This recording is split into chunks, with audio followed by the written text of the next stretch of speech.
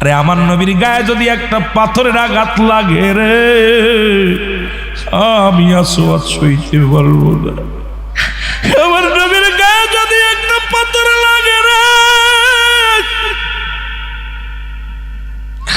আমি আল্লাহর আদালতে গিয়ে জবাব দেব। আমার নবী আমার ভালোবাসে, আমি নবীর ভালোবাসি।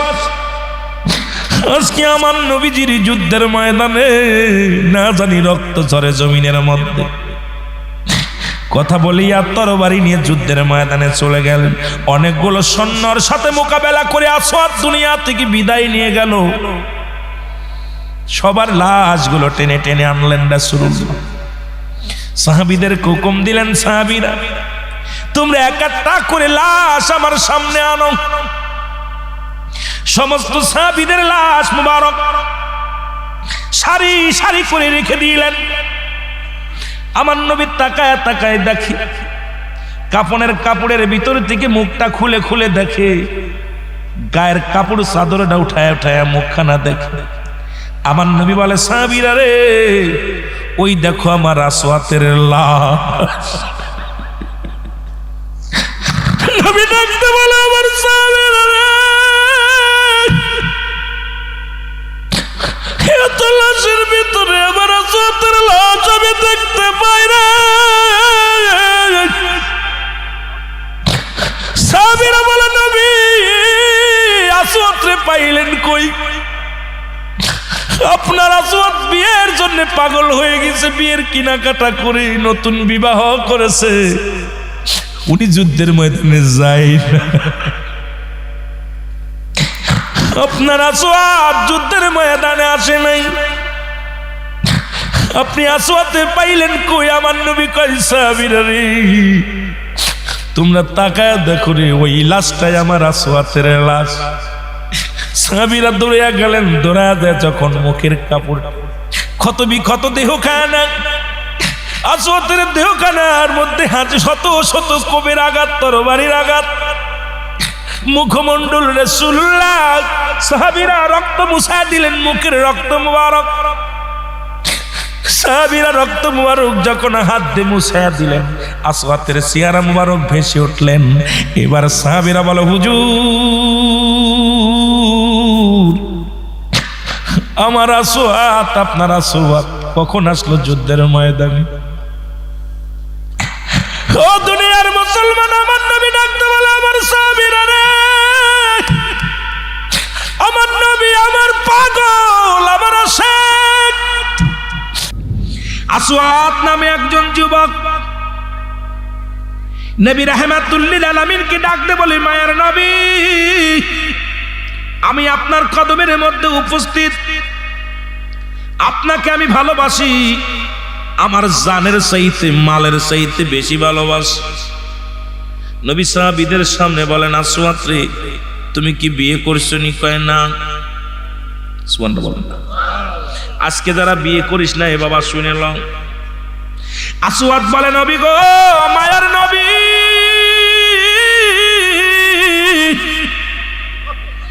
আমার লাগে কি মায়া দিবে? দাঁতগুলো আমার মূলর মতো, রং আমার খয়েরি, যে দেখে সেই তো অবহেলা করে, কেউ পছন্দ করে না।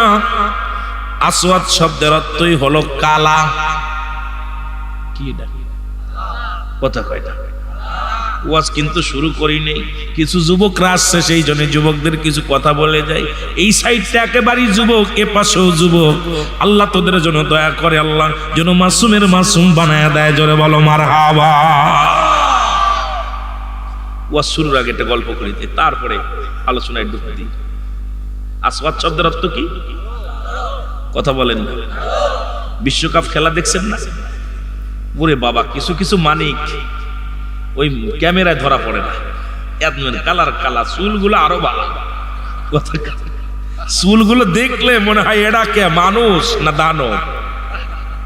রাগ করেন না, মাকলুকাত তো আল্লাহর সৃষ্টি। তবে এগুলো দেখছি, যেটা এই আসওয়াদ মার্কা মানুষ। আমার নবী বলে, আসওয়াদ বলে, জি হুজুর।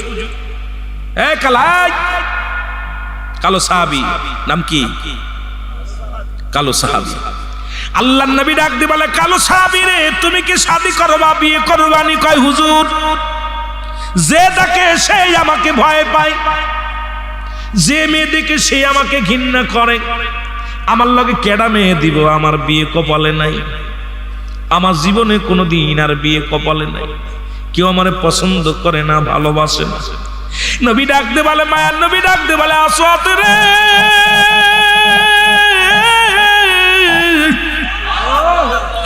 একবার যদি কোন ব্যক্তির উপরে তোমার নবী রাজি হয়ে যায়, তার উপরে আমার মাওলা রাজি হয়ে যায়। জোরে বলো মারহাবা।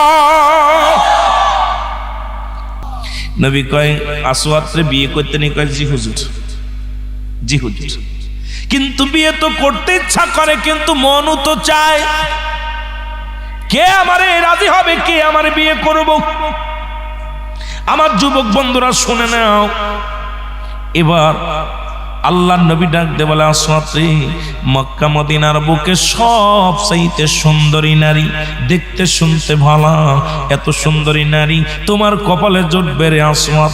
আমার সাহাবীদের মধ্যে অমুক সাহাবীর একটা মেয়ে আছে, কন্যা আছে, সব সাহাবীর চাইতে সুন্দরী। সাহাবীরা বলে, হুজুর, অমুক সাহাবীর মেয়েটা সবচেয়ে ভালো। আপনাদের গ্রামে যদি একটা ভালো মেয়ে থাকে, আপনারা জানেন না? কথা কন, কথা কন। একটা ভালো মেয়ে যদি থাকে, সবাই বলো অমুকের মেয়েটা রূপে গুণে যেমন, গুণেও তেমন, রূপেও তেমন, লম্বা চওড়া তেমন, সব দিকে একদম একের। আল্লাহর নবীর সাহাবীরা বলে, হুজুর, আসওয়াত রে বিয়ে করাইবেন? বলে, হ্যাঁ। তবে অমুক সাহাবীর মেয়েটা সবচেয়ে সুন্দরী, আমার আসওয়াত তারে বিয়ে করব। জোরে বলেন মারহাবা। আজকে যারা মাইকটা ধরা পর বাজার থেকে আসলে তাদের কপাল খুলে যাবে। এই জন্য ভালো করে শুনে নাক বাবা, একটু দিলের কান্ডা লাগায় শোনেন। যখনটা মাইকের মধ্যে আওয়াজ দিয়ে সালাম দিলাম, দেখি গুটি গুটি পায় আমার যুবক বন্ধুরা পাগলের মতো ছুটে আসে। আল্লাহ, এদের কপালও একটা সুন্দরী নারী জুটায় দিও। জোরে জোরে চিল্লা বলা যাবে না মারহাবা। আল্লাহর নবী একটা চিঠি লিখে দিলেন, চিঠির মধ্যে লিখলেন, ও আমার প্রিয় সাহাবী, আমি আমার আসওয়াতকে পাঠায়া দিলাম তোমার সুন্দরী কন্যা, তোমার সুন্দরী কন্যা ওই বিলকিস রানী, অমুক রানী রে বা অমুক মেয়েটাকে আমার আসওয়াতের সঙ্গে বিয়ে পড়ায়া দিবা। ইতি রাহমাতাল লিল আলামিন। আর একটু জোরে বলেন, আর একটু জোরে বলেন। ওয়া মা আরসালনাকা ইল্লা রাহমাতাল লিল আলামিন। আমার দরদি বন্ধুরা শুইনা নাও, রাহমাতুল লিল আলামিনের চিঠি নিয়ে, আল্লাহর নবীর চিঠিখানা নিয়ে সাহাবী মনের আনন্দে রওনা হয়ে গেছে।